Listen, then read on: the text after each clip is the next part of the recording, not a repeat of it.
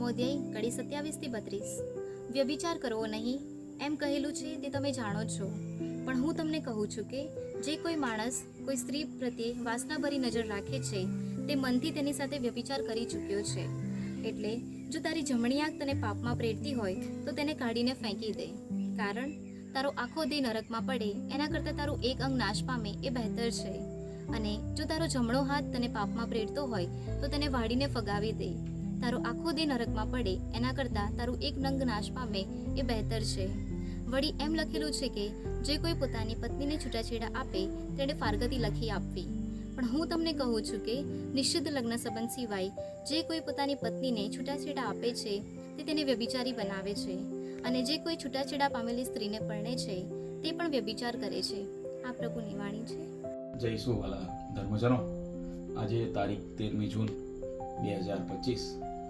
સૌ પ્રથમ ધર્મમોત પહેલાં મારા સમગ્ર ICYM યુથ કાઉન્સિલ અને પરિવાર વતી અમે અમારો દિલાસો પાઠવીએ છીએ, મારી પ્રાર્થનાઓ રજૂ કરીએ છીએ એ સર્વ મૃતકો માટે જે અમદાવાદમાં પ્લેનની દુર્ઘટનામાં મૃત્યુ પામ્યા છે, જે ઈજાગ્રસ્ત થયા છે, અને સાથે સાથે જે મૃત્યુ પામ્યા છે તેમના પરિવારજનોને પ્રભુ દિલાસો પાઠવે એવી જ અમારી પ્રાર્થના છે। આજે માતા ધર્મસભા પદવાના સંતોનો તહેવાર ઉજવે છે। ધર્મસભામાં ઘણા સંતો છે, અને એ સંતોમાં જો બહુ પ્રચલિત અને જેમનું નામ બહુ આગળ હોય એવા સંતોની યાદી જો કરવામાં આવે તો પદવાના સંત અંતોન લોકોમાં અને ધર્મજનોમાં ઘણા પ્રખ્યાત થયા છે। એમને હેમર ઓફ હેરેટિક્સ કહેવામાં આવે છે, અર્થાત પ્રભુએ એમને એવી જીભ આપી હતી ને કે કોઈ પણ વ્યક્તિ એ સમયમાં ધર્મસભાના સિદ્ધાંતોનો વિરોધ કરતા હતા ત્યારે એટલું લોજિકલી એ દલીલ દ્વારા શ્રદ્ધાની રજૂઆત કરતા હતા કે સામેવાળા દુશ્મનોના મોં પણ બંધ થઈ જતા હતા।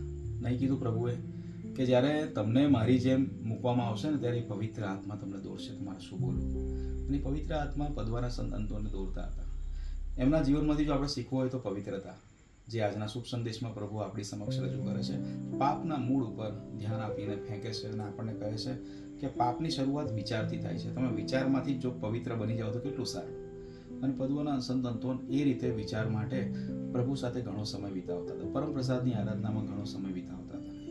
You are always spending a time with God. એકવાર એના વિશે વાત કરવામાં આવે તો કહેવામાં આવે છે કે એકવાર એ બસમાં મુસાફરી કરતા હતા અને એમની સાથે એક નાસ્તિક વ્યક્તિ ત્યાં મુસાફરી કરતો હતો।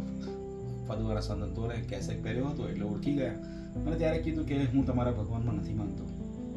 દલીલ શરૂ થઈ, બસમાં બધા યાત્રાળુઓ સાંભળતા હતા અને 3 દિવસ પછી શરત મૂકવામાં આવી।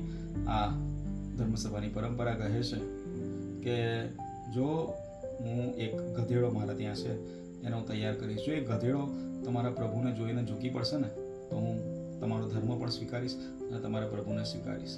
3 દિવસ સુધી આ નાસ્તિક વ્યક્તિએ ગધેડાને ભૂખ્યો રાખે છે। બીજી બાજુ પદવાના સંતો પ્રભુ સમક્ષ સમય વિતાવતા કહે છે, મારા પ્રભુ મારી લાજ રાખજે, આ સમગ્ર ગામ તને જોવાનું છે। 3 દિવસ પછી જ્યારે ગધેડો દેવના દરવાજે આવે છે અને પદવાના સંતો પ્રીત સંસ્કાર લઈને જ્યારે જાય છે ત્યારે ગધેડો ઘૂંટણે પડે છે, ગામ જોવે છે, અને ત્યાર પછી પદવાના સંતો ફાધર તરીકે પેલા વ્યક્તિને કહે છે, આ ગધેડો પણ પ્રભુને ઓળખી શક્યો, તું તો માણસ છે, તું ક્યારે પ્રભુને ઓળખીશ। અને ત્યારે એના જીવનનું પણ હૃદય પરિવર્તન થાય છે અને ગામના ઘણા લોકોનું હૃદય પરિવર્તન થાય છે। આવો આજે એ સંતને વિશેષ મધ્યસ્થીની વિનંતી કરીએ કે આપણા જીવનમાં પણ એવું હૃદય પરિવર્તન